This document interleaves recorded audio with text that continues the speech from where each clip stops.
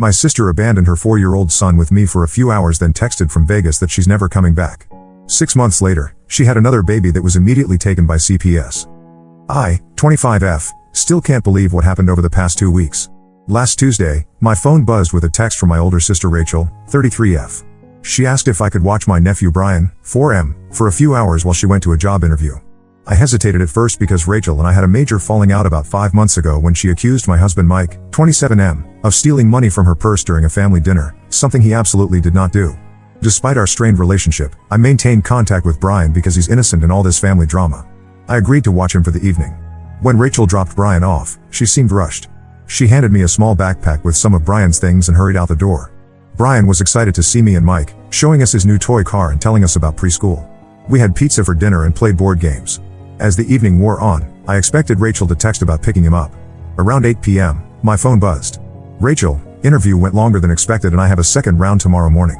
Can Brian stay overnight? I'll pick him up before noon. Mike was annoyed but didn't say anything in front of Brian. We agreed since we both had the next day off anyway. We set Brian up in our guest room, read him a story, and tucked him in for the night. The next morning, we had breakfast together and waited for Rachel to arrive. Noon came and went. I texted Rachel at 12:30 p.m. Me, what time are you coming to get Brian? No response. I called her phone but it went straight to voicemail. By 3 p.m., I was concerned.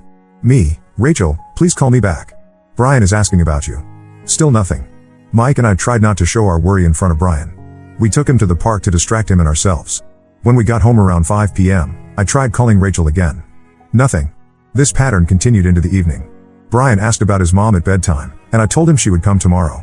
The second night passed without word from Rachel. The next morning, Friday, I had to call my office and tell them I couldn't come in. My boss was understanding but mentioned I should use my personal days. Mike went to work as he had an important meeting he couldn't miss. Brian and I spent the day doing crafts and watching cartoons. I kept checking my phone, hoping for a message from Rachel. Around 4 p.m., after nearly 48 hours of silence, my phone finally buzzed. Rachel, having a great time in Vegas with Brian. Won't be back for a while. Brian has clothes at home if you need more. He is under the mat. I read the message 3 times to make sure I understood it correctly. Vegas? Brian? I knew Rachel had started dating someone new after her divorce from her husband Mark, who wasn't Brian's biological father, but I had no idea she was planning a vacation. And who leaves their child for a while without any real plan. I called her immediately. No answer. I texted back. Me, what do you mean a while? When are you coming back? Brian needs his mother. Rachel, not sure yet. Brian has connections here. Might stay longer if things go well. I couldn't believe what I was reading. When Mike got home from work, I showed him the messages. He paced around our kitchen, his face turning redder by the second. Mike works as an accountant and values order, planning, and responsibility above all else. He was already frustrated from a stressful week at work, and this pushed him over the edge. He wanted to call the police immediately to report Rachel for child abandonment. I convinced him to wait, explaining that Rachel had done impulsive things before, though never to this extreme. Over the weekend, Brian started asking more frequently about his mom. I struggled with what to tell him. How do you explain to a 4-year-old that his mother went on vacation without him? I settled on telling him that his mom had to take an unexpected trip and asked us to take care of him. He seemed to accept this, though he still asked when she would return. By Monday, we needed more of Brian's belongings. Using Rachel's key, we went to her apartment. The place was a mess, unwashed dishes in the sink, clothes strewn about, and bills piled on the counter. We gathered clothes, Brian's favorite stuffed animal, and his toothbrush. While there, I found papers for Brian's preschool and his medical records, which I took just in case. That evening, I called Rachel's workplace, a local dental office where she worked as a receptionist. Her manager told me Rachel had texted Sunday night saying she wouldn't be returning to work. No notice, no explanation. Each day that passed with Brian in our care created more complications. I had to arrange for emergency time off work, and Mike had to adjust his schedule. We live in a 1-bedroom apartment that wasn't designed with a child in mind. Brian was sleeping on our pull-out couch, and his toys were scattered throughout our living room. On day 5 of Brian's stay, I finally got through to Rachel on the phone after multiple attempts. What followed was a conversation that changed everything. Rachel sounded different, her voice fluctuating between manic excitement and deep despair. She rambled about how tired she was of struggling as a single mother, how Brian had promised her a fresh start, and how she deserved happiness after everything she'd been through. When I asked directly when she was coming back for Brian, she went silent for a moment. Then she said the words that turned my world upside down. I'm not coming back, Emma. I can't do this anymore. Brian is better off without me. I couldn't process what she was saying. What do you mean you're not coming back? He's your son. You can't just abandon him. Rachel started crying then, saying her life had been nothing but disappointment and sacrifice. She mentioned our abusive parents, who we both cut contact with years ago, Brian's absent biological father who disappeared before he was born, her failed marriage to Mark, and how she never got to live the life she wanted. Brian says we can start over in California, she said. No baggage, no responsibilities. I need this, Emma. I've never had anything for myself. I tried reasoning with her, reminding her of her responsibilities, but she wouldn't listen. The call ended with her saying she was turning off her phone and that I shouldn't try to find her. That night, after Brian went to sleep, Mike and I sat at our kitchen table trying to figure out what to do. We hadn't planned on having children for at least 4 more years. We had just started enjoying financial stability after paying off our student loans. Our apartment was too small for 3 people. My job as a marketing coordinator demanded long hours, and Mike was up for a promotion that would require even more of his time. But beyond the practical concerns, there was a deeper issue. Mike had never wanted to be around Rachel since the money accusation incident. Rachel had a history of making false accusations against family members. When Brian was 2, she accused our uncle of trying to molest him during a family gathering, something that was quickly disproven when several family members confirmed our uncle was never alone with Brian. Because of this history, Mike refused to be alone with Brian, fearing Rachel might someday make similar accusations against him. This meant I couldn't leave Mike alone with Brian, not even for an hour while I ran to the store. The logistics of this arrangement were already proving difficult after just a few days. Still, we loved Brian. He was innocent in all this, and the thought of him ending up in foster care broke my heart. I had seen firsthand how damaging the system could be through my college roommate who grew up in foster care. The story she told still haunted me. For days, we lived in this strange limbo, temporary guardians to a child whose mother had vanished. I tried contacting Rachel through every possible channel, but she had gone completely dark. Her social media accounts were deleted, and her phone went straight to voicemail. We consulted a lawyer friend who explained our options. We could report Rachel for abandonment and seek temporary custody through the courts. We could try to locate other family members who might take Brian. Or we could do nothing and continue caring for him informally, which the lawyer strongly advised against. Our family network was limited. My parents were not an option due to their history of abuse. Rachel and I had no other siblings. Our extended family had largely distanced themselves from Rachel over the years due to her erratic behavior and false accusations. Brian's biological father had never been in the picture. Rachel had a brief relationship with him and he disappeared when she told him she was pregnant. Mark, Rachel's soon-to-be ex-husband, had been clear during their divorce proceedings that he had no interest in maintaining a relationship with Brian, though he had been in Brian's life from ages 1 to 3. As the days passed, the reality of our situation became clearer. We were now responsible for a child who needed stability, love, and long-term care. A child who wasn't ours, who we hadn't planned for, and whose presence was already straining our marriage and finances. Mike and I both come from dysfunctional families. We met in college and bonded over our shared determination to build stable, drama-free lives. We worked hard to create a peaceful home environment and financial security. Now, because of my sister's actions, that stability was threatened. By the end of the first week with Brian, we had spent over $300 on new clothes, toys, and food for him. I had missed 4 days of work, and Mike was struggling to focus on his upcoming promotion evaluation. Brian was asking more questions about his mother, and I was running out of gentle explanations. That weekend, our cousin Natalie, 34F, called to check in. She had heard through family gossip that Brian was staying with us. When I explained the situation, she was shocked but not entirely surprised given Rachel's history. What Natalie said next gave me the first glimmer of hope in days. Tom and I have been wanting another child, she said, referring to her husband, 36M. We've been talking about adoption for a while now. If you need help with Brian long term, we might be able to take him. Natalie and Tom lived in a suburban house about 2 hours away. They had a stable marriage, good jobs. Tom was an engineer, Natalie a stay-at-home mom, and a 2-year-old son. Natalie had previously looked into fostering and had completed some of the required courses before she became pregnant with their son. This conversation opened up a new possibility, one that would provide Brian with a stable home environment but still keep him within the family. I promised Natalie I would talk to Mike and get back to her. When I shared Natalie's offer with Mike, I could see the relief wash over his face. He suggested we take the weekend to think about it, but I could tell his mind was already made up. So was mine, if I was being honest with myself. The question now was, what was the right thing to do for Brian? And how would we navigate the legal process to make it happen? Update 1. 3 weeks have passed since my last post. So much has happened that I don't even know where to begin.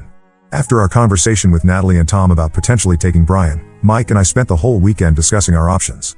We made lists of pros and cons, calculated budgets, and even looked at larger apartments in our area. No matter how we approached it, the conclusion was the same. We weren't prepared to become instant parents to a 4-year-old, especially under these circumstances. The Monday after our decision, I called Child Protective Services, CPS, to report Rachel's abandonment of Brian. The intake worker asked detailed questions about the situation, and I provided all the information I had, including the text messages and the date Rachel left. They scheduled a home visit for the following day. 2 caseworkers came to our apartment and interviewed us separately. They observed Brian, who was watching cartoons in the living room, and took notes on our living situation. They explained that typically, their goal is family reunification, but given Rachel's explicit statement that she wasn't coming back, they would look into temporary custody arrangements while they investigated. The caseworkers asked if we were interested in becoming Brian's kinship caregivers. I explained that while we loved Brian, we weren't in a position to provide long-term care. I then mentioned Natalie and Tom's offer. The caseworkers took their information and said they would be in touch with them. That evening, my phone exploded with notifications. Rachel had somehow found out about the CPS report, likely from one of our extended family members who still had contact with her. She sent a barrage of texts. "How dare you call CPS on me? I trusted you to watch him for a while. I'm going through a hard time and this is how you repay me? I'll make you regret this." I didn't respond to any of her messages, following the advice of the CPS workers who warned me that engaging might escalate the situation. The next day, I received a call from the police department in Las Vegas. An officer explained that they had responded to a disturbance call at a hotel where Rachel was staying. According to the officer, Rachel had threatened self-harm after learning about the CPS investigation. She was being taken to a local hospital for psychiatric evaluation. The officer asked if I knew Brian, Rachel's boyfriend. I said I had never met him and only knew his name. The officer informed me that Brian had left the hotel before police arrived and they were trying to locate him as a potential witness. The news of Rachel's hospitalization hit me hard. Despite everything, she was still my sister. I contacted the hospital but was told they couldn't provide information due to privacy laws. All they could confirm was that she was there and receiving treatment. 2 days later, while at work, I received a call from a number I didn't recognize. It was Rachel, calling from the hospital. Her voice was flat, almost emotionless, likely due to medication. What she said next chilled me to the bone. She threatened to harm my pets, to call my employer with false accusations, and to make sure Mike and I paid for betraying her. I recorded part of the call and immediately reported it to both the hospital staff and the CPS caseworker handling Brian's case. The CPS caseworker explained that Rachel's threats, combined with her psychiatric hold, strengthened the case for emergency custody placement. They expedited the background checks on Natalie and Tom and arranged for a home study. Meanwhile, Brian was becoming increasingly confused about the situation. He had nightmares and asked for his mom constantly. I tried to explain things in age-appropriate ways, telling him that his mom was sick and needed help, and that he would be staying with us for a while longer, and then probably with cousin Natalie and her family. The emotional toll was immense. I found myself crying in the shower so Brian wouldn't see. Mike was working late to make up for time lost due to our new responsibilities, and the strain was showing on both of us. We had our first major argument since Brian arrived, a heated discussion about finances that ended with Mike sleeping on the couch. A week after Rachel's hospitalization, she was released. I learned this from Mark, her soon-to-be ex-husband, who called to tell me Rachel had shown up at his apartment. According to Mark, she was distraught and had nowhere else to go, so he let her stay. He asked what had happened with Brian. I gave him a brief explanation and suggested he encourage Rachel to cooperate with CPS for Brian's sake. Mark sounded exhausted. He explained that while he cared about Rachel's well-being, he couldn't be involved in her drama anymore. He had already filed the final divorce papers and was waiting for them to be processed. He did mention that Rachel was supposed to be taking medication and attending outpatient therapy sessions, but he wasn't sure if she was following through. Around the same time, Natalie and Tom's home study was completed and approved. CPS determined they would be appropriate kinship caregivers for Brian.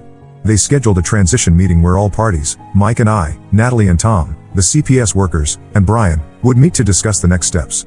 The meeting was held at the CPS office. Brian was taken to a playroom with a child specialist while the adults talked.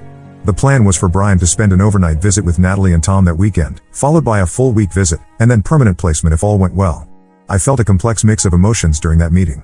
Relief that Brian would have a stable home with family who wanted him. Guilt that we weren't taking him ourselves. Worry about how he would adjust to yet another change. Anger at Rachel for putting all of us in this position. The first overnight visit went surprisingly well. Brian knew Natalie from previous family gatherings and quickly bonded with her son.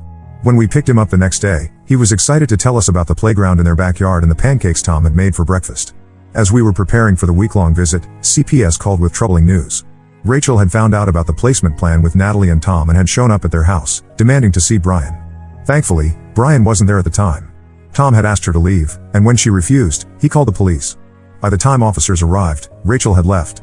This incident led to an emergency hearing where the judge granted temporary custody to Natalie and Tom with an order of protection that prevented Rachel from approaching their home. The CPS worker explained that if Rachel wanted visitation, she would need to engage with services and petition the court. The day we drove Brian to Natalie and Tom's house for his extended stay, I couldn't stop the tears. Brian was confused by my reaction and asked why I was sad. I told him I would miss him but was happy he was going to have fun with his cousin. I promised to call him every day and visit soon. The 2-hour drive back home was silent. Mike and I both felt the weight of what had happened. Our once-ordered life had been turned upside down, and now we were left to pick up the pieces. As we entered our apartment, the sight of Brian's toy car on the coffee table nearly broke me. That night, Rachel called again. She spoke in a low, controlled voice that was somehow more frightening than her previous outbursts. She said she knew where I worked, where Mike worked, and that she would make us sorry for stealing her son. I hung up and called the police to report the threats. The officer who took my statement was sympathetic but explained there wasn't much they could do unless Rachel actually attempted to harm us. They advised us to document any contact from her and to consider our own restraining order. The next day, my boss called me into her office. Someone had sent an email to the entire company claiming I had stolen money from clients. The email came from an anonymous address but included details only Rachel would know. IT was able to trace the email to a public library computer in our city, confirming Rachel was back in town. Mike's workplace received a similar message. Fortunately, both our employers were understanding once we explained the situation. My boss even offered to give me flexible hours if I needed to deal with legal matters related to the case. A week after Brian went to stay with Natalie and Tom, we had our first video call with him. He seemed happy, showing us his new room and the toys he played with. Natalie reported that he had some difficult moments, especially at bedtime when he asked for his mom, but overall he was adjusting well. Rachel's behavior became increasingly erratic. She alternated between threatening messages and pleading ones, begging me to help her get Brian back. She claimed she had made a mistake, that Brian had manipulated her, and that she was ready to be a mother again. I forwarded all messages to CPS and the police but didn't respond to her directly. When I last spoke with a CPS caseworker, she explained that Rachel would need to complete a series of requirements before reunification would be considered: stable housing, steady employment, parenting classes, regular therapy, and clean drug tests. So far, Rachel had made no effort to meet these requirements. Instead, Rachel focused her energy on harassing us. She created fake social media profiles to spread rumors about Mike and me. She left dozens of voicemails ranging from tearful apologies to vicious threats. The police took reports but said they couldn't arrest her unless she made specific death threats or attempted to act on her general threats. Last weekend, we discovered someone had slashed the tires on Mike's car.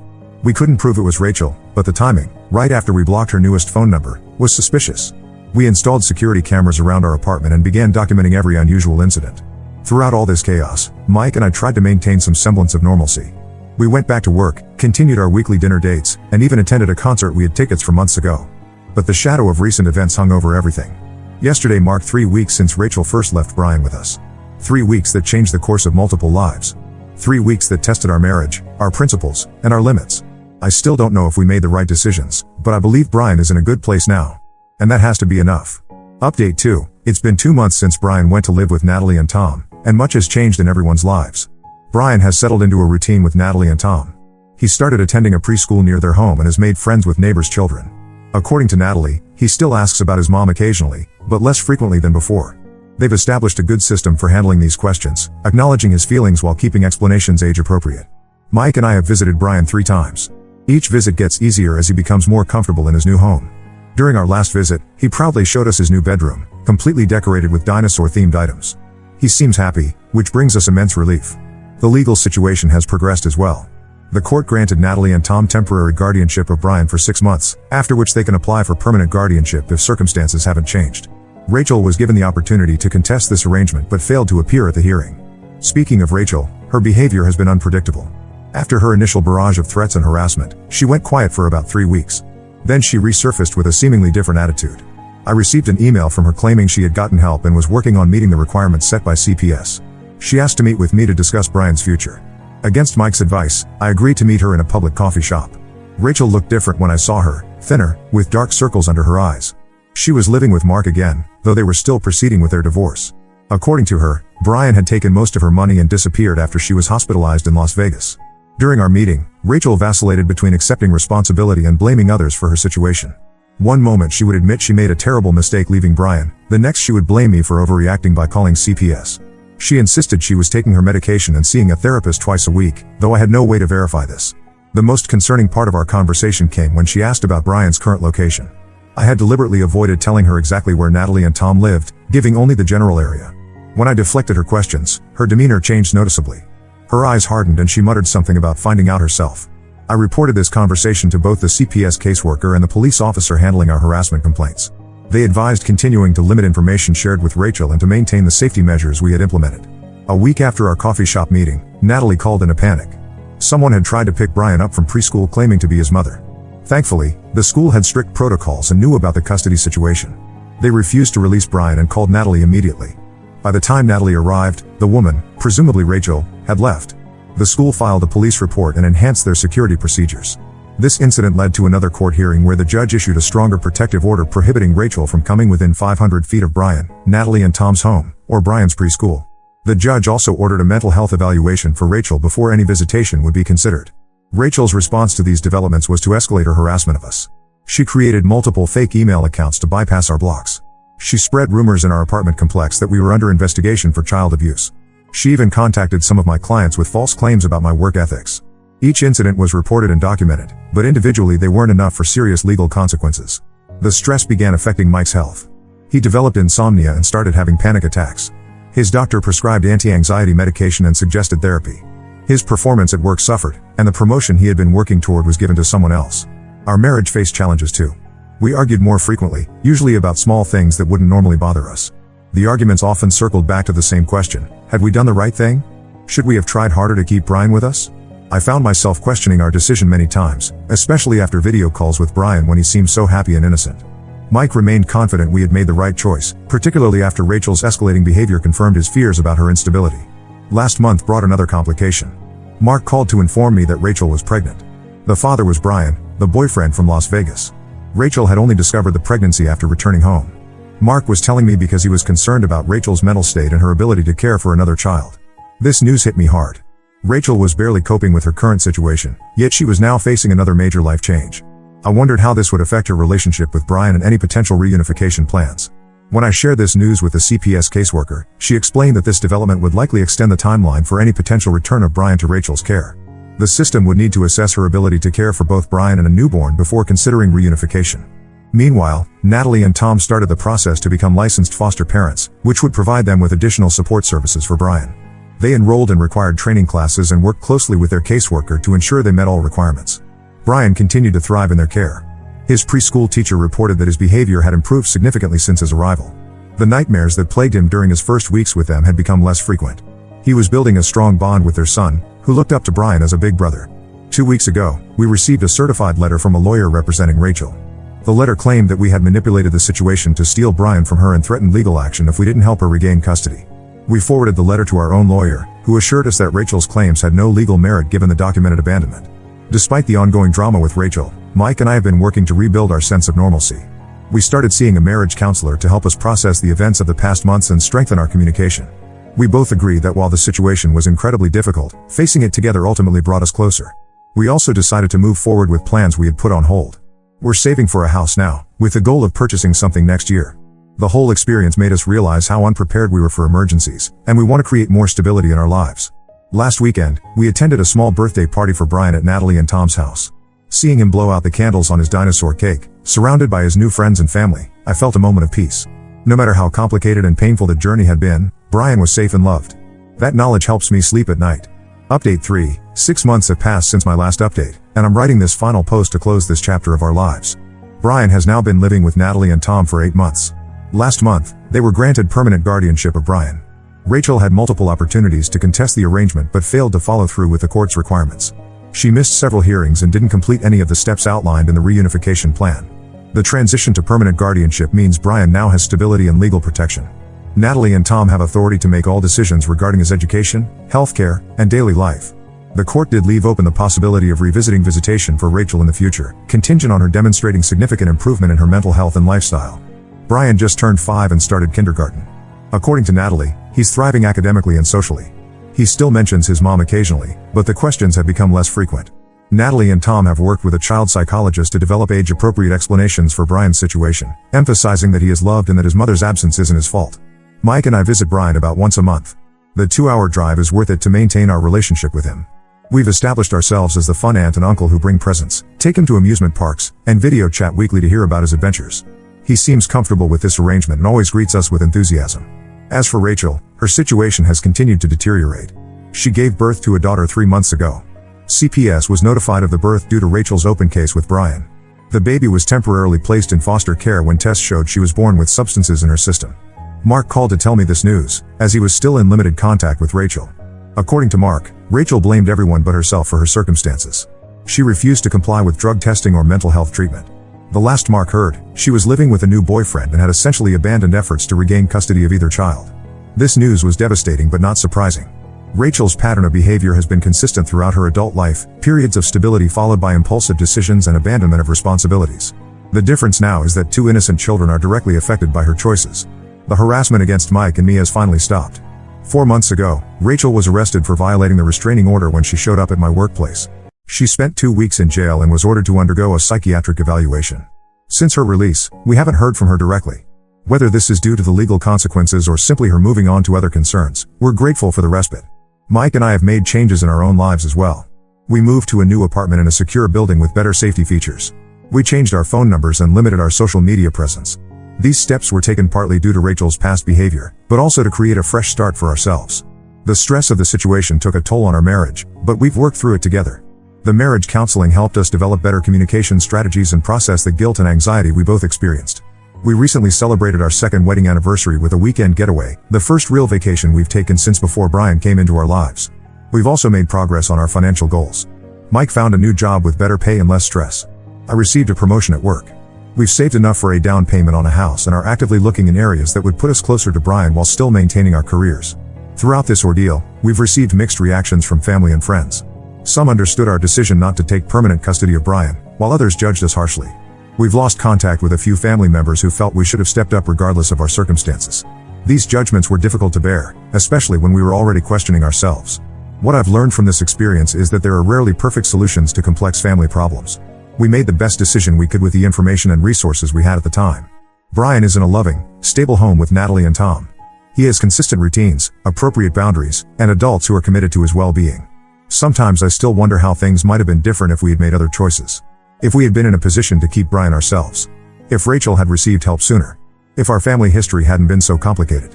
But dwelling on these scenarios doesn't change the reality or help anyone move forward. The court has scheduled a final status hearing for next month, which will likely formalize the permanent arrangement with minimal chances for Rachel to regain custody without substantial changes. Our lawyer advised us that our presence isn't required, but Mike and I plan to attend to demonstrate our continued commitment to Brian's welfare. As for our future plans, Mike and I have decided to delay having children for another year or 2. We want to process our experiences fully and establish our new home before taking that step. When we do have children, Brian will be their cousin, and we'll make sure they know and love each other as family. I still think about that Tuesday when Rachel dropped Brian off for what she knew would be the last time. How differently things might have turned out if she had been honest about her intentions or if we had recognized the signs earlier. But focusing on those thoughts only leads to more pain. Instead, I try to look forward to Brian's bright future with Natalie and Tom, to rebuilding our own lives, and to creating a new normal that includes our nephew in a meaningful way. This isn't the happy ending anyone would have chosen, but it's an ending with hope. Brian is safe. Mike and I are healing. And somewhere out there, I hope Rachel finds the help she needs. Thank you to everyone who has followed this journey and offered support and advice along the way. Your perspectives helped us navigate the most difficult decision of our lives. Now let's move to the next story. Story 2. I exposed my sister's affair with my husband at our family reunion. A year later, they're having a baby and my parents want me to play happy family. I, 32F, have been married to Alex, 34M, for 5 years. Our story began in college, where we met during a charity event. I was volunteering at a booth for animal rescue, and Alex came by to donate. We struck up a conversation about our shared love for dogs, and things just clicked. After graduation, we started dating seriously, and 3 years later, we tied the knot in a beautiful ceremony surrounded by friends and family. Growing up, my relationship with my older sister Jenna, 35F, was always complicated. We're only 3 years apart, but it often felt like we were from different planets. Jenna was the outgoing, popular one, while I was more introverted and focused on my studies.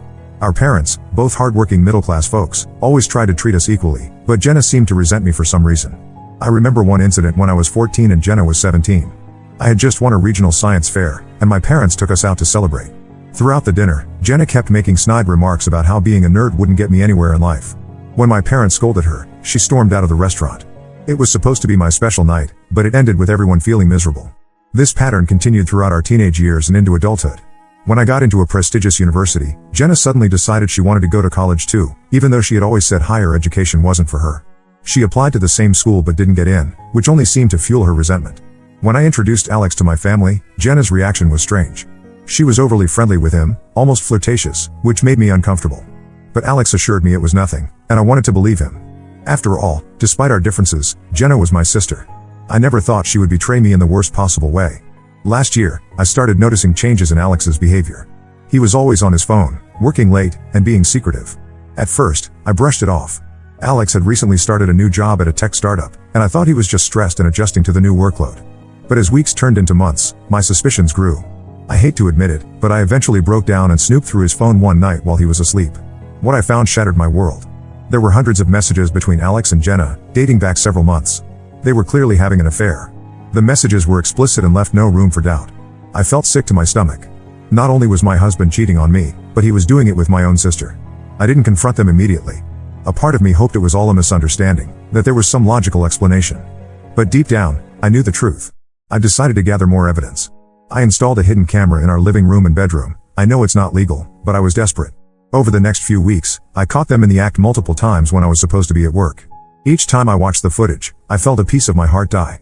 The two people I should have been able to trust the most in this world had betrayed me in the worst possible way.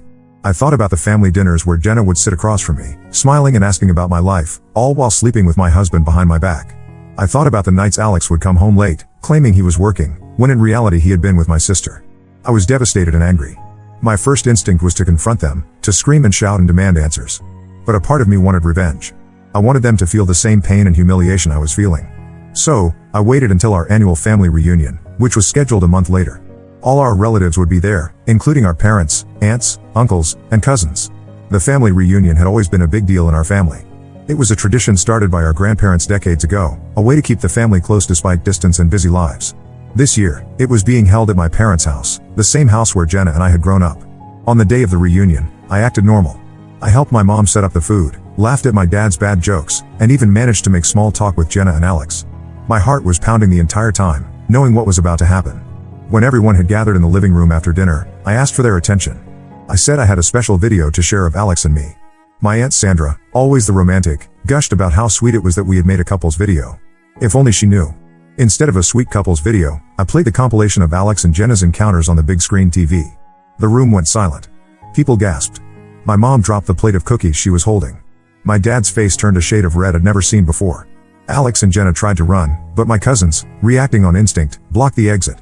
I calmly explained everything I had discovered, showing the text messages as further proof. I described how long it had been going on, how they had lied to my face for months.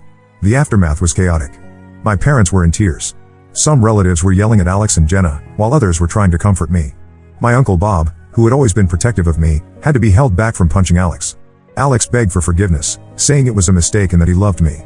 He claimed Jenna had seduced him, that he had been weak. Jenna, on the other hand, tried to blame me. She said I neglected Alex, that I was cold and unloving, and that's why he turned to her. Her words stung, but I refused to let them see me cry. I filed for divorce the next day. Most of my family supported me, but my parents were torn. They were angry at Jenna and Alex but also upset that I had exposed everything so publicly. They said I should have handled it privately to avoid embarrassing the family. But I stood my ground. I told them that Alex and Jenna were the ones who should be embarrassed, not me. It's been a month since the incident. Alex moved out, and I haven't spoken to Jenna since. Some family members think I went too far by exposing them at the reunion. They say I could have confronted them privately and spared the family the embarrassment. But I don't regret my actions. I believe they deserve to be exposed for their betrayal. Every day is a struggle. I wake up and for a split second, I forget what happened. Then reality comes crashing down, and the pain feels fresh all over again. But I'm trying to stay strong. I'm focusing on my job, spending time with friends who have been supportive, and trying to rebuild my life. I know the road ahead will be tough. The divorce proceedings will be messy, and family gatherings will be awkward for years to come. But I refuse to let Alex and Jenna's actions define me. I refuse to be a victim. So, Reddit, Ida for exposing my sister's affair with my husband in front of our entire family? Update 1. It's been 3 months since my last post, and a lot has happened. First, I want to thank everyone for their support and advice. Your words have been a lifeline during some of my darkest moments. The divorce proceedings are underway, and it's been a roller coaster of emotions. Alex initially tried to contest it, claiming that I violated his privacy by recording him without consent. My lawyer, a tough-as-nails woman named Melissa, advised me that while the recordings might not be admissible in court, the text messages were enough evidence for a fault-based divorce. When Alex realized he had no chance of reconciliation or winning in court, he agreed to an uncontested divorce. But that doesn't mean he's made it easy. He's been trying to manipulate me emotionally, sending long emails about how sorry he is and how much he misses me. One day he's begging for forgiveness, the next he's angry and blaming me for ruining his life. It's exhausting. Jenna, on the other hand, has been relentless in her attempts to paint herself as the victim. She's been spreading lies about me to anyone who will listen. According to her, I was the one who drove Alex away with my cold and unloving behavior, and she was just comforting him. She even tried to convince our parents that I had known about the affair all along and only exposed it for attention. Her behavior has brought back memories of our childhood that I had long forgotten. Like the time when I was 16 and had my first serious boyfriend. Jenna, who was 19 at the time, went out of her way to flirt with him whenever she was around. I confronted her about it, and she laughed it off, saying I was being paranoid. 2 weeks later, I found out she had kissed him at a party. History really does repeat itself. Speaking of our parents, they're still struggling to cope with everything. Mom is devastated and barely leaves the house anymore. She's always been a social butterfly, involved in various community activities. Now, she cancels plans at the last minute and spends most of her time watching old movies in her room. Dad tries to put on a brave face, but I can see how much this has affected him. His hair seems to have gone grayer in the past few months, and the lines on his face have deepened. They've been going to family counseling, trying to understand how things got to this point. Last week, I ran into Alex at a local cafe. It was the first time I'd seen him in person since the family reunion. He looked terrible, unshaven, dark circles under his eyes, clothes wrinkled like he had slept in them. For a moment, I felt a pang of the old feelings I used to have for him. Then he started talking. He begged me to give him another chance, saying he had made the biggest mistake of his life. He said he missed our life together, our inside jokes, the way I always knew how to calm him down when he was stressed. As he spoke, I could almost see the man I fell in love with. Almost. But then I remembered the footage of him with Jenna, the lies, the betrayal. I told him that he made his choice when he decided to sleep with my sister, and now he has to live with the consequences. The hardest part of all this has been the loneliness. I've lost my husband and my sister in one fell swoop. Even though they betrayed me, there are moments when I miss having them in my life. I miss the easy conversations Alex and I used to have over dinner. I miss calling Jenna to gossip about our favorite TV shows. But then I remember what they did, and the anger comes rushing back. I've started seeing a therapist to help me process everything. Her name is Dr. Chen, and she's been incredibly helpful. It's been good to have someone to talk to who isn't involved in the situation. She's been helping me work through my trust issues and teaching me how to set boundaries. We've been exploring my childhood and my relationship with Jenna, trying to understand the root of our issues. One positive thing that's come out of this mess is that I've reconnected with some old friends. My college roommate, Sarah, reached out after hearing what happened. We hadn't spoken in years, but it was like no time had passed. She's been incredibly supportive, inviting me out and making sure I'm not isolating myself. It's reminded me that family isn't just about blood relations. As for the relatives who thought I went too far with a public exposure, most of them have come around. My Aunt Linda, who initially criticized me, called to apologize. She said she reacted out of shock but now understands why I did what I did. She shared that her own husband had cheated on her years ago, and she wished she had had the courage to stand up for herself the way I did. I'm taking things one day at a time. Some days are better than others. I'm focusing on my career and have thrown myself into a big project at work. We're developing a new software that could revolutionize the way small businesses handle their accounting. It's challenging and exciting, and it helps keep my mind off everything else. I still stand by my decision to expose Alex and Jenna. Yes, it was dramatic and public, but I believe they needed to face the consequences of their actions. The truth would have come out eventually, and at least this way, I was able to control the narrative. I refuse to be ashamed or to let them make me feel like I'm the one who did something wrong. As I navigate this new chapter of my life, I'm trying to focus on the future. I'm rediscovering who I am as an individual, not as Alex's wife or Jenna's sister. It's scary, but also liberating. I'm learning to trust myself again, to believe in my own strength and resilience. Whatever comes next, I know I can handle it. Update 2. It's been 6 months since my last update, and life has taken some unexpected turns. The divorce is finally finalized, and I'm officially a single woman again. It's a bittersweet feeling, relief mixed with sadness for what could have been. I keep thinking about the life Alex and I had planned together, the children we talked about having, the house we wanted to buy. It's strange to think that none of that will happen now, at least not with him. Alex moved out of state for a new job. I heard through mutual friends that he's been struggling to adjust to his new life. Apparently, he's been drinking a lot and has already been warned about his performance at work. Part of me feels a twisted sense of satisfaction knowing he's unhappy, but mostly, I just feel indifferent. He's no longer a part of my life, and I'm okay with that. Jenna, on the other hand, has been causing more drama. She showed up at my workplace last month, making a scene in the lobby. She was crying and screaming about how I had ruined her life, how I had turned the family against her. My coworkers were shocked. I hadn't told many of them about what had happened. Security had to escort her out, and my boss called me into his office afterwards. I ended up having to explain the whole sordid story. Thankfully, he was understanding, but it was humiliating to have my personal life on display like that. I've since filed a restraining order against Jenna. It breaks my heart that it's come to this, but I need to protect myself. The day I went to the courthouse to file the paperwork, I ran into our childhood neighbor, Mrs. Peterson. She asked how Jenna and I were doing, saying she always thought we were such close sisters. I didn't have the heart to tell her the truth, so I just mumbled something about us both being busy with work. It made me think about all the times Jenna and I had played in Mrs. Peterson's yard as kids, how she would bring us cookies and lemonade on hot summer days. How did we go from that to this? Our parents are still caught in the middle of all this. Mom's health has taken a turn for the worse. The stress of everything has exacerbated her heart condition. She was hospitalized last week, and it was touch and go for a while. I spent nights sitting by her hospital bed, holding her hand and remembering all the times she had done the same for me when I was sick as a child. Thankfully, she's stable now, but the doctors have warned her to avoid stress. Dad is trying his best to keep the family together, but it's a losing battle. He's been calling me regularly, trying to convince me to reconcile with Jenna for Mom's sake. I've told him repeatedly that while I'm willing to be civil for family gatherings, I will never trust Jenna again. It's hard to hear the disappointment in his voice, but I have to stand my ground. On a more positive note, I've started dating again. Nothing serious yet, just casual coffee dates. It's been nice to feel attractive and want it again. Last week, I went out with a guy named Tom. We met at a local bookstore. He reached for the same book I was about to grab. We ended up talking for hours about our favorite authors. It was nice to have a conversation that didn't revolve around my past drama. Work has been a great distraction. I got a promotion last month, which has kept me busier than ever. I'm now leading a team on that software project I mentioned in my last update. It's challenging, but I'm enjoying the responsibility. I'm grateful for the distraction and the sense of accomplishment it brings. I've also started volunteering at a local women's shelter.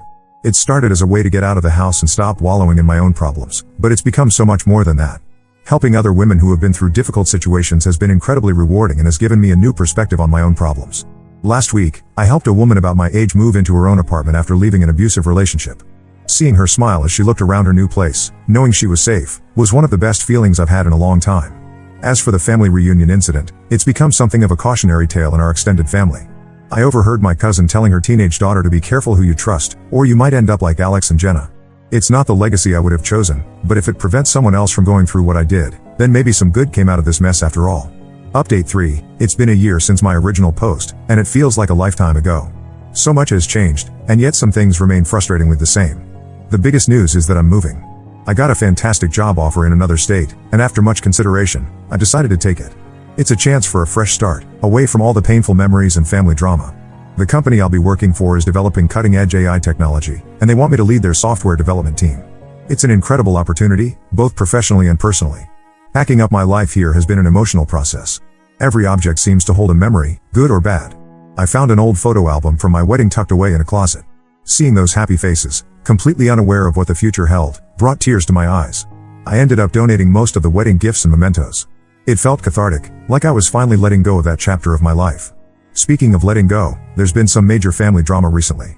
Jenna is pregnant. Yes, you read that right. And yes, it's Alex's. They're not together. Apparently, it happened during one of their weak moments after the divorce. They told the family last month, and it's thrown everyone into chaos again.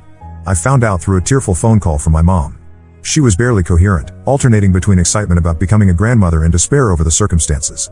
Dad got on the phone and tried to smooth things over, saying that maybe this baby could bring the family back together. I had to bite my tongue to stop myself from screaming. Mom had another health scare when she heard the news. The shock and stress were too much for her heart. She's stable now, but the doctors have warned that she needs to avoid stress.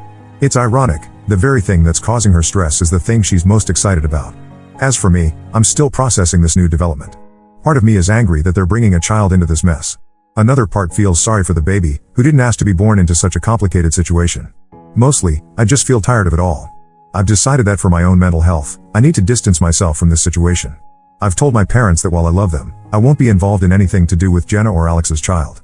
It might seem harsh, but I need to prioritize my own healing. I can't be the aunt this child deserves, and it's better to step away now than to half-heartedly try and inevitably disappoint everyone. On a brighter note, I've been seeing someone for a few months now. His name is Mark, and we met at a tech conference. He's kind, funny, and most importantly, honest. He knows about my past and has been incredibly understanding and patient. It's still early days, but for the first time in a long time, I'm excited about the future. Mark has been a huge support as I prepare for my move. He's helped me pack, listened to me vent about family drama, and even offered to drive with me to my new city to help me get settled. His kindness and genuine care for me have been a balm to my battered heart. As I pack up my life here and prepare for my move, I can't help but reflect on everything that's happened. A year ago, I thought my life was over. I had lost my husband, my sister, and my sense of trust in one fell swoop. There were days when I could barely get out of bed, when the pain and betrayal felt like a physical weight crushing me. But here I am, a year later, about to start a new job in a new city. I'm in a healthy relationship with a man who respects me. I've rediscovered my passion for my work and found new purpose in volunteering. It hasn't been an easy journey, and I know there will still be tough days ahead. But I'm proud of how far I've come. To everyone who's followed my story and offered support, thank you. Your kind words and advice have meant more than you know. Here's to new beginnings and leaving the past where it belongs, in the past. As I close this chapter of my life, I'm filled with a mix of emotions, hope, anxiety, excitement, and a tinge of sadness. But mostly, I feel strong. Whatever challenges lie ahead, I know I can face them. After all, I've already survived the worst betrayal imaginable. Everything else is just a bump in the road.